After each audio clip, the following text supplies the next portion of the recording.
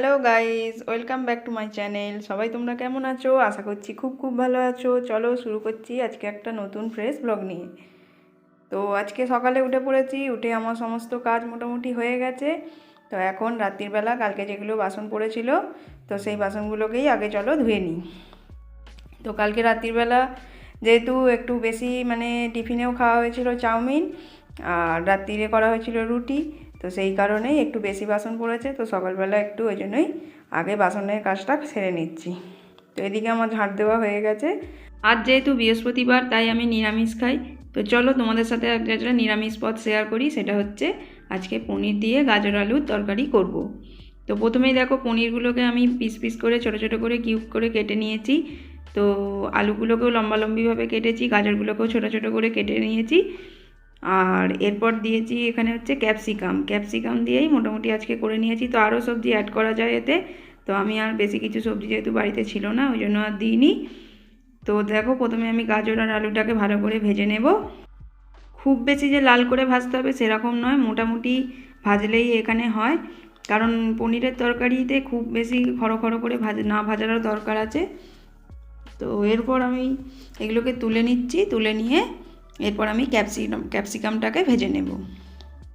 তো ক্যাপসিকামটাও মোটামুটি খুব লাল করে ভাজার দরকার নেই, কারণ এই তরকারিটা হচ্ছে এমনই তরকারি, এখানে বেশি কাঁচা কাঁচা একটু ভাবটা থাকলে তবেই কিন্তু ভালো লাগে। বেশি যদি খড়ো লাল করে ফেলা হয় তাহলে কিন্তু এর টেস্টটা ঠিক পাওয়া যায় না।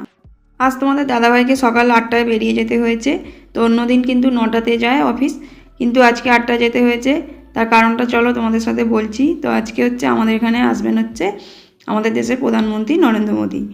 তো উনি যেহেতু এখানে আসবেন ওই জন্য আগে থেকেই সব যারা যারা এখানে কর্মী আছে সবাইকে আগে থেকে অফিসে চলে যেতে হবে। তো তারপর কিন্তু মোটামুটি নো মুভমেন্ট থাকবে, সেরকম কোনো রাস্তাঘাট ফাঁকাই থাকবে। তো সেই কারণেই সবাইকে আগে অফিস জয়েন করতে হয়েছে 8টার মধ্যে। তো সেই কারণেই আমিও তাড়াতাড়ি উঠে পড়েছিলাম, উঠে সমস্ত কাজ করে নিয়েছি, তোমার দাদাভাইকেও সব কিছু রেডি করে দিয়েছিলাম। তো এরপর দুপুরে তো চলেই এসেছি। তো আজকে দেখো পনিরগুলোকে আগে ভেজে নিচ্ছি। পনিরগুলোকে এবার খুব লালও নয় খুবেও নয়, মোটামুটি ভেজেছি।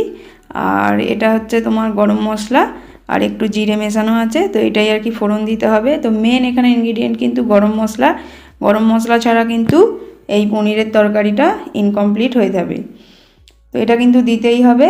আর চেরা কাঁচা লঙ্কা আমি 3টে মতো দিয়ে দিয়েছি। তো এটাকে একটু ভালো করে আগে নেড়ে চেড়ে ভেজে নিতে হবে। তারপরে যে আদা বাটাটা আছে, আমি এখানে আদা আজকে বাটিনি, যেহেতু আমার আদা রসুন একসাথে পেস্ট ছিল ওই জন্য আমি আদাটাকে আজকে গ্রেটারে গ্রেট করে নিয়ে সেটাতেই দিয়ে দিয়েছি, অ্যাড করে নেব। তো এই দেখো আদা বাটা, এবার আদাটাকে ভালো করে আমি ভেজে নেব। তো তোমরা চাইলে এটাকে আদা রসুন দিয়েও করতে পারো, অনেকে দুধও অ্যাড করে। তো আমি আজকে দুধ অ্যাড করলাম না, আমি আজকে মিষ্টিও দেবো না, আমি আজকে একটু ঝালই বানাবো। তো যেহেতু ভাত দিয়ে খাবো তো একটু ঝাল ঝাল ভালো লাগবে। আর এটাকে আজকে বেশি আমি গ্রেভিও করব, গ্রেভি বলতে কি আমি বেশি মাখো করবো না, আমি আজকে একটু পাতলা টাইপেরই করব। কারণ হচ্ছে ভাত দিয়ে খাবো, তো অন্য কোনো আর তরকারি করব না, এই একটাই তরকারি করব। প্রধানমন্ত্রী আসছে বলে কথা, তো সুতরাং সিকিউরিটি তো কড়াভাবে রাখবেই। তো সেই কারণেই আর কি আমাদের এখান থেকে 3 দিন আগে থেকেই সব কিছু সিকিউরিটি শুরু হয়ে গিয়েছে। তো সিকিউরিটির জন্য যা যা দরকার এখানে সব কিছু পালন করা হচ্ছে। বাইরের কাউকে এখানে ঢুকতে তো দেওয়া হবেই না। আর আমরাও যারা এখানে আছি তাদেরও নো মুভমেন্টের ব্যবস্থা রেখেছে। তো এত কাছ থেকে প্রধানমন্ত্রী আসছে তাও আমরা দেখতে যেতে পারবো না, এটাই একটা আফসোস। তো উনি বেশিক্ষণের জন্য আসেননি, উনি হয়তো কিছুক্ষণের জন্য এসেছেন, এসে মিটিং টিটিং করে আবার চলে গেছে। তো চলো দুপুরের রান্না মোটামুটি কমপ্লিটের দিকে। তো দেখো আমি গাজর আলু সব কিছু এবার এই এর সাথে কষিয়ে নিচ্ছি, মশলার সাথে কষিয়ে নিচ্ছি। আর লাস্টে একটু ফুটে গেলে মশলাটা দিয়ে আমি একটু জল ঢেলে একটু চাপা দিয়ে রেখেছিলাম। তারপর যখন আলু আর গাজর এটা সেদ্ধ হয়ে এসেছিলো তখন আমি পনিরটাকে অ্যাড করেছি। তো পনিরটা কিন্তু সব ফার্স্টেই দিয়ে দিলে হবে না, প্রথমেই যদি দিয়ে দেয় পনির তাহলে কিন্তু প্রচণ্ড পরিমাণে গলে যেতে পারে। তো সেই কারণেই লাস্টের দিকে দিয়েছি পনিরটাকে। তো এবার একটু কিছুক্ষণ আবার চাপা দিয়ে রাখবো। তো তোমার দাদাভাই যেহেতু আজকে 8টায় গেছে, তো বলেছে যে মোটামুটি আজকে তাড়াতাড়ি চলে আসবে। তো জানি না আজকে কটায় আসবে, তো ওই জন্যই আমি তাড়াতাড়ি করেই রান্নাটা আজকে করে নিয়েছিলাম, 1টার মধ্যে মোটামুটি চাপিয়ে দিয়েছিলাম। তো দেখা যাক কখন আসে। তো চলো, রান্নাটা মোটামুটি আমার কমপ্লিটেরই দিকে। তো দেখো আমার খাওয়া দাওয়া হয়ে গেছে, হয়ে গিয়ে বাইরে যেহেতু রোদ দেখেছি তো আমি একটু বাইরেই বেরিয়ে এসেছিলাম। ওই দেখো দূরে যাচ্ছে একটা এরোপ্লেন। আজ সকাল থেকেই প্রচুর এরোপ্লেনের আওয়াজ পাচ্ছিলাম, তো এই কাছ থেকে এই দেখলাম, তো বাইরে ছিলাম যখন।